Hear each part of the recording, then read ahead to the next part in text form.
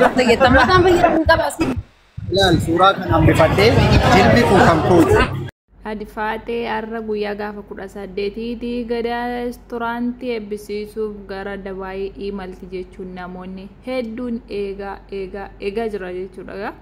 Ayyaa waan ajaa'ibaa kan isin viidiyoo dhufe dhugaa rabbi viidiyoo kana aga dhumaatti caqasaa warroonni haadha faatee jaallatan eegdan illee jechuudha. Akkasuma Dubaayii deemuu isheefi sa'aatii meeqa kaasnee jechuudha. Gadaa reestooraantii jala seennee jechuudha. Faatee waraabnee isinii fiduuf aarsaa guddoo akkamii kaffallee jechuudha. Garuu waan hin eegamne takka mudate afaan gayyaanis isinitti hima. Baay'ee Adifaatee waca keessa jirti asitti sagaleen ishee hin dhaga'amu garuu waan ta'e takka isiniif qoodeen jira jechuudha. Isiniif fidee dhufeen jira. Laayikii godha. Waan nama dhibu amma miti jechuudha. Adifaatee gaafa 18 Dubaayiin deema jettee dubbattee turte namoonni hedduun keenyas akka isheen deemuuf fedhii qabdus irratti argine. Gadaan illee paaspoortii kee ergii eebba guddaan qaba gaafa 18 gadaa jechuun gadaa abbaa qabeenyaa Dubaayii Oromoo sana jechuudha. Hedduun keessan ni beektani. Dhiyeenyuma gara miidiyaatti dhufe garuu namni hedduun Dubaayii keessaa beekanis miidiyaa irratti baay'een beekamu. Innaa gaafa Adifaatee geemii taphattee leenca 10 qopheesseef jechuudha. Kanumarraan kan ka'e Adifaatee jinillee baay'ee walitti siqatanii ijoollee biyya tokkootilleedha. Viidiyoonni ammaan dura jechuudha. Amma Adifaatee deemtee moonniif teessuma bichaa nutti mijettanii maraatinaasin immoo maaliif haga dhumaatti dhaggeeffadha dubbiin ka'umsa qabdi waan ta'eef ammallee waan afaan Adifaatee irraa isin dhageessisu tokko jira jechuudha. Isinii galee dura waa isinitti meeqaa garuu gadaan maal jedhee Adifaateetiin ati paaspoortii kee ergii viidiyoo sanallee isinii gadhiiseen ture jechuudha. Paaspoortii kee ergii Adifaatee anatu ispoonsara sii ta'ee tikeettii sii muraa onlaayinii eebba koo gaafa 18 irratti naaf argamii jedhe. Dhuguma gadaan eebba ajaa'ibaa qaba jechuudha. Yoo xiqqaate nama 4,000 3,000 waan ta'u jechuudha. Har'a Dubaayii keessatti kun akkuma arguu jirtan kuni eebba gadaati jechuudha. Mana wayii eebbisiisaa jira jechuudha. Dabalataan sanarratti uummanni eessa jiru jechuudha. Dubaayii keessa wal waamee dhaqee jechuudha. Adifaatee illee akkasuma miidiyaa irratti namni waan ishee beekuu fi yoo dhattee jettee bakka promoshina hojjechuu beeksisa hojjettee jechuudha. Sadarkaa achitti hafeen achi ta'a jettu tokko geessee turte wallahi dhingedda jechuudha. Yeroo marii godhan hiriyoota ishee wajjini yoon Dubaayii deemee achitti torbee lamaaf tikeettiin murameef jechuudha. Torbee lamaan kana keessatti beeksisa tokko hin hojjetti jechuudha. Wantoota gadaan beeksifachuu barbaadu irratti viidiyoo hojjetti, laayivii namoota ni agarsiifti. Sanarratti kaffaltiin addaa hin godhamaa fi isa malee immoo yoo haalli itti mijatee achi keessatti carraa waa argachuu tattaafachuu yoon argadhee jedhee bakka achumattiin hojii mataa kootii uummadha naamin jettee akkasitti marii ajaa'ibaa gochaa turte jechuudha. Nuun illee jechuudha.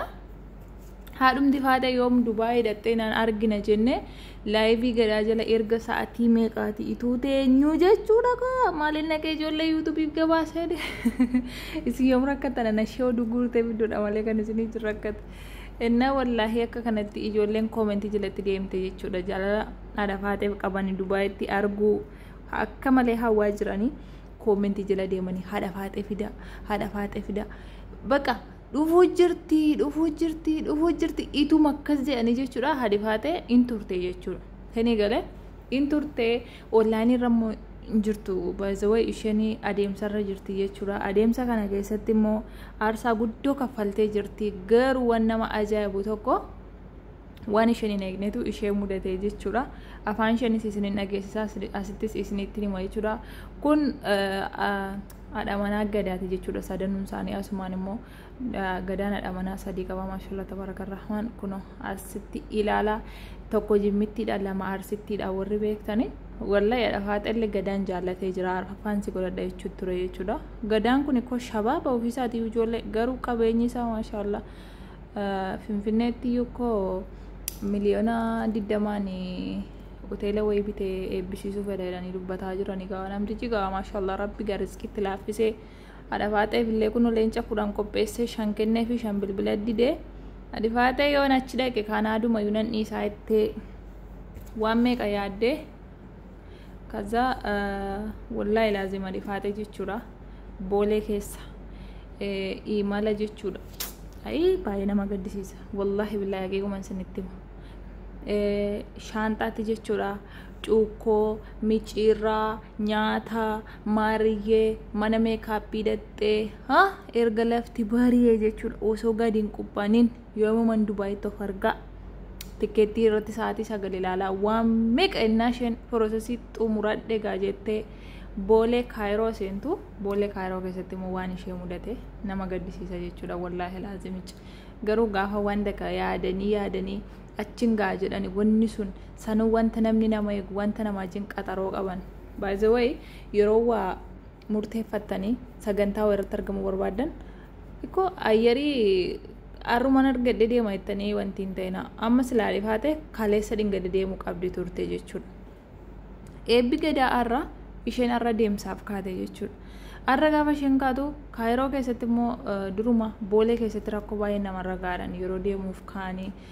namni yeroo Kaayiroo keessa Amerikaa halaquuf ka'u biyya daddalaquuf ka'u yeroo baay'ee viidiyoo waraabuudha waan nama ajaa'ibu maaliif yoonki gaafa sana hinaaf hayran isinii galee hinaaf waan nama mudatu hin beekan jedhan kaza dhifaate illee wanti ishee mudatee waan hunda qopheeffattee mijeeffattee kaatee jirti Boolee Kaayiroo keessaa ba'uu hin dandeenye rakkoo waan ishee mudatee ifaan goonee isheenuu afaan isheen dubbatee jirti kunoo isiniin dhageessisa ishee waan jettee waan hunda qopheeffadhee ka'ee garuu ayyariitu na mijanne jette inki jibdi achi manumaan kaane akka jennuuf immoo wallahi haga amma Boolee keessa dhaabbataa jirti jechuudha baay'ee takka naazansiise baay'ee takka ijoolleen isaan koomenti jala deemanii baga haftee baga rabbi si hambise namoonni tokko jireenya namaatti naafu innaa mee sagalee adhafaate dhaggeeffannee walitti deebina ammas yoo rabbi jedhe inshallah Boolee keessa jirti jechuudha yaaluu jirti haga amma garuu eebbi darbee jira sinii galee eebbi arra galgala dhumata gadaa restaurantii arra eebbisuu jiranii asumaan immoo hadifaate aftee jirtii fi deemtee jirtiin ishee eebbarratti argamaa hin jirtu garuu yoo rabbi laaffiseef ammas Dubaay deemuu dandeessi garuu eebbarratti hin argamne garuu wanti guddaan namti gadaan tikeettii muree immoo eebba koorratti argameedhaaf mee sagalee ishee dhaggeeffannee walitti deebina. Laal suuraa kanaan bifadhee jilbi kun kan kooti. Gaafa namni Mee laal kuni jara kana lamman argitanii mi yeroo reebdu jilbi kun immoo kooti namni hin beeku. meeti jilbii Kunoo Ana kasih surah kan? mee jilbii Abdullah, kalau jilbah salah jilbah kan? Abdullah ya. kuno ka kaamera keessa laal bakkoota tokko fakkaatee jira. hin dhufne moo Itti mee barkuma lama. እናንተ ተናፈ ጉዲ ታኔ ሻንጣ ወሊ ነሲ ሀብነ መኑ ራይ ኡሳሲን ወላ ጉዲ ታኔ ሻንጣ ወሊ ነሲ ሀብነ ተናፈ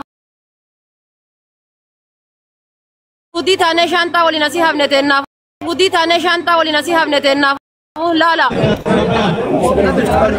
ከና መራ በከከለ Oda. Okopa. Shofiro. Jadal bare mejiru kot. Asli namoota waliin gaggalchina. maatii qabdi namne boqotu keessatti waan bayaaniya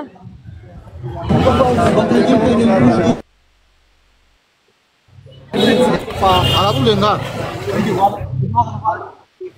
aati seena akkana shaantaa walii nafti allatti gaayis Anu. Medikaaliidha. Yoo medikaaliin nagaa taate sun sirra darbee medikaaliin jaasitti.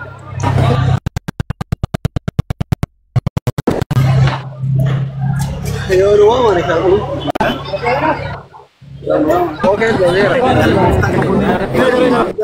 namni guddina keessatti bahee akkana hafne Askene kan? hafne kasaarree wallaahi ni kasaarree isin jara ni kasaarree Waraqaa jijjiirra.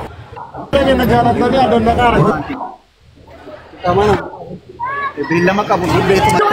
guys haga ammaatti dubbi waan adda isin agarsiinu wallahi garalaa humkana kijibaaf dhugaagi arra waan adda waan takki maara keessatti dalagedhani ko information hunda dubbadhu bar namatti bagaaf tokko baga qaanaan jedhe dagaaf san baga qaanaan jedhani jetti tanaa beeytani kaamilaa jedhamtu maqaan isii erga gaaf san baga qaanaan jedhani waa himuu dhiise malee wallahi duraadhee waa hime duraan ganamaan ka'ee waa hima nama na aarta nama itti baga qaanaan jedhe kon kaan kun Oke, agar tanya, kau asli kudisa. Wallahi wan bro, gafro awalat sintima yok kata kanamit. Budi dah gitu. Budi dah gitu ni macam. Malif pun kan. Mau turun ke? Garin tu kasi tawar garin tu. Oh nak. Gare gada. Gadan. Makasih mi. Kau ni galai. Afte. Wah, kariban yang murame age famu ala mangisegi.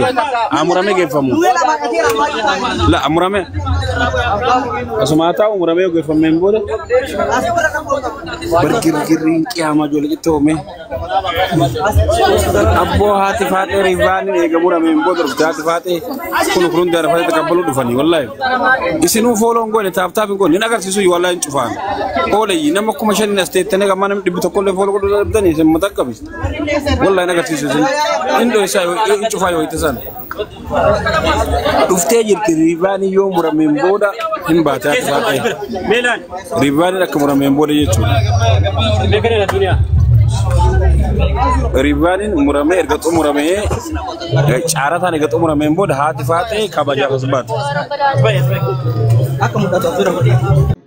Assalamualaikum warahmatullahi wabarakatuh. Jiraatota United Arab Emirates.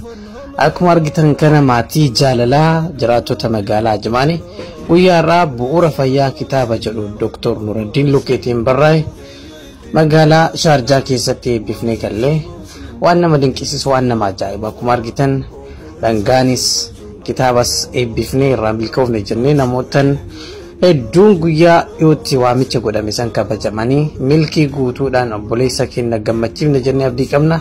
Waan namatti tolu keessaa maatiin kun maatii Gadaa Restoorant akkasumas mootu